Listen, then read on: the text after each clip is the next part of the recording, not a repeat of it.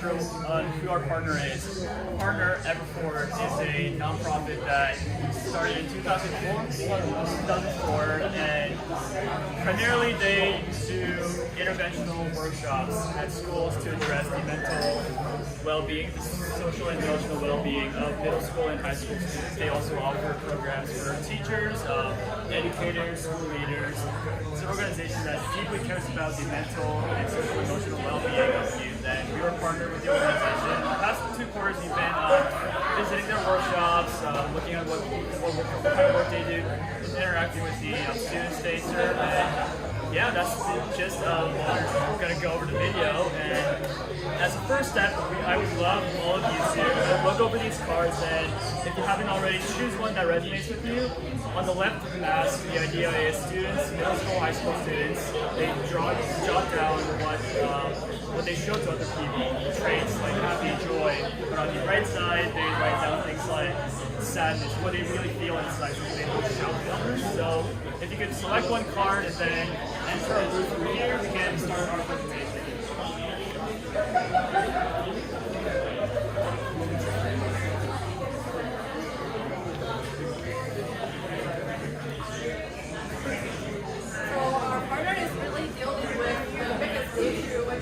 Mental health in the U.S. And as the trend shows, the youth mental health crisis has been growing in high school and middle school populations, and there are gender and racial differences in how students get access to it. But what really is addressing the issue is that students can only hide their feelings if they are not feeling safe in the school environment. And what they really need is a key adult figure in the school for them to feel safe. However, in order to do that, teachers and students need to have this authentic conversation with students. And this is uncovered by our partners workshop, which is having students review their true feelings on the card and have conversations with peers and with teachers.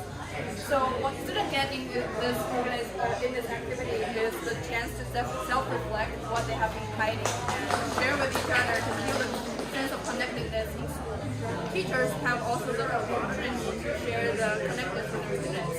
And what it does for the principals is that the masks collect the data for assessing the students' well-beingness, and our partner really does a good job of uncovering everything that is going on in the school.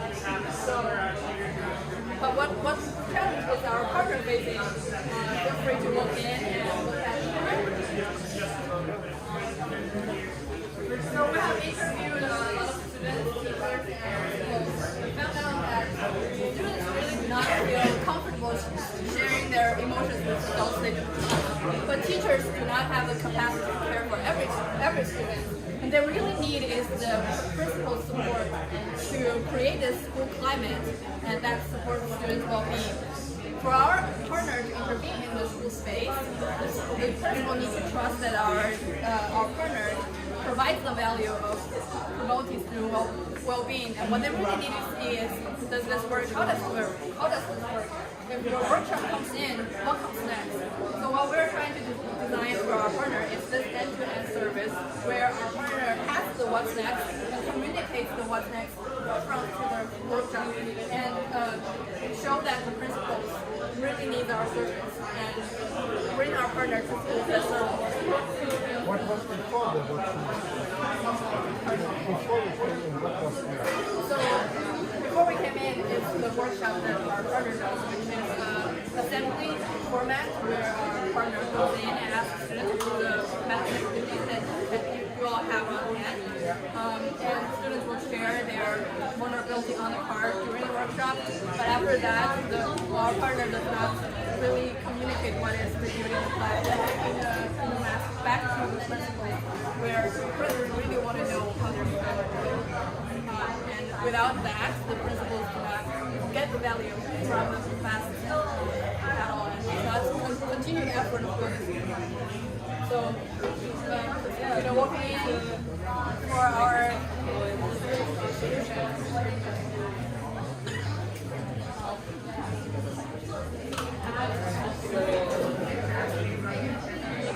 now that you understand what our partner does, one of the missing pieces that has not been made aware is that there's thousands of other organizations that does SEL, social emotional learning work for students. And for schools, it's really hard to trust a vendor without really getting to know them or being recommended to them by other people that they trust. And they're competing with, so Ever Forward is their Oakland-based organization, and was very successful as a small-scale local organization, and now they're trying to expand and scale up. And the Ashanti, who you guys weren't able to hear him speak, he is part of many part of a few really famous films, and he's a really motivational speaker. But then we're just trying to how do we package everything that's really positive about him and make him stand out compared to thousands of other, I guess, competing nonprofits or organizations that are all trying to help students. At first, as we dived into the challenge that they gave us, which is how do we access schools? Here's someone who might be interested in booking the workshop from the school, and this will be like getting to actually confirming the booking of the school.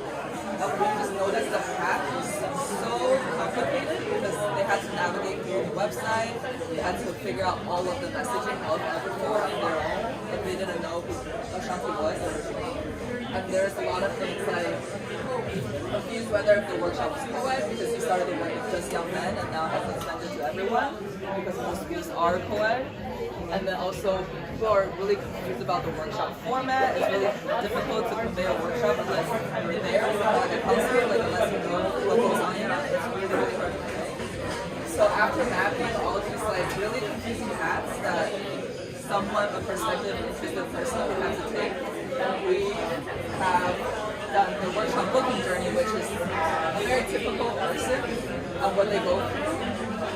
From the x-axis is just time, and the y is likely to go book the workshop, and on the lower half is not likely to book the workshop. So usually the customer visits the website and gets a little bit confused whether it aligns with the school's agenda, and finds out about the impactful work that Ashanti has done. So the likeliness goes up, and finds out that he has done really impactful work. However, that's where the confusion of the gender inclusivity comes in, because the messaging has been a little bit outdated because how fast he has scaled up as a presenter. And then also the budgeting issue for schools is a little confusing sometimes, so that might be a first drop-off. But then, however, they get connected with the shop team, which is usually a good thing. That brings up the likeliness, and then finds out that the social emotional learning work is great that he does and aligns perfectly with the school needs, which is usually the case. However, this usually where it would be the first booking confirmation happen. However, that's not exactly what happens. The journey just keeps going on for the person who's interested, because they might not be the person in the school system that has the power to say yes to the purchase. So then the first delay happens again, and then they have to relay the information to someone that's in power, and then the person in power has more questions, more follow-up questions. So these, as you can imagine, chains of emails being exchanged, and then the money problem comes in again. They have to negotiate the cost of the workshop, but somehow everything gets worked out. The school leadership agrees with everything, but then sometimes this still doesn't work successfully because there's delays on the emails about the specific date that works out for both departments. About 2 minutes left, so I think I should take over. Definitely. Everyone, we can gather. This is the interactive part of this walkthrough. I'm going to choose 2 people. Why don't you read me what's on the back of your mask? 1 year trends and yeah. Yeah,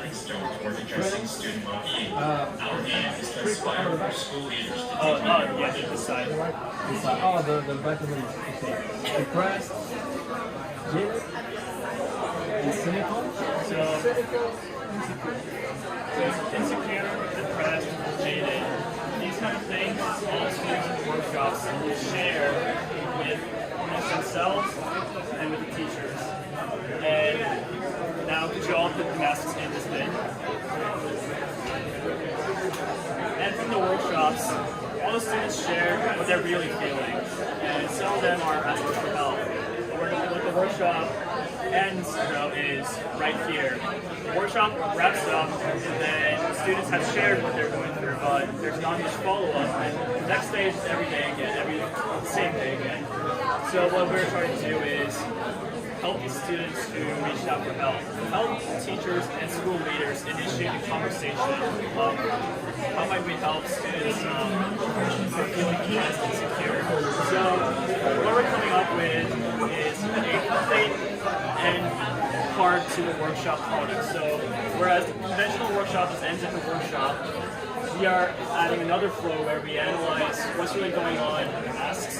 So what's happening in the front of the masks, back of the masks, distribution of different kinds of words, and also what it really means, diving deeper into the back of the masks.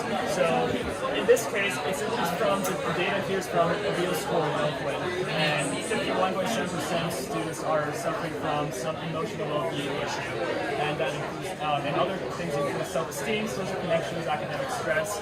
The point of this solution is giving teachers, school leaders, the tools, tangible conversational tools to be able to make informed decisions, make informed actions, rather than assuming that these third-party interventions will have to solve the problem right away. We're trying to make the workshop feel more like a beginning of something than an end of something. And to sum up, we decided end-to-end flow of the partners workshop so that we can help better impact the community that our partners serving to students, which is teachers, and which is school leadership. And yeah, that was the kind of work we did this for the past 2 months, and it's been really good. And hope you enjoy the rest of the day. Thank you.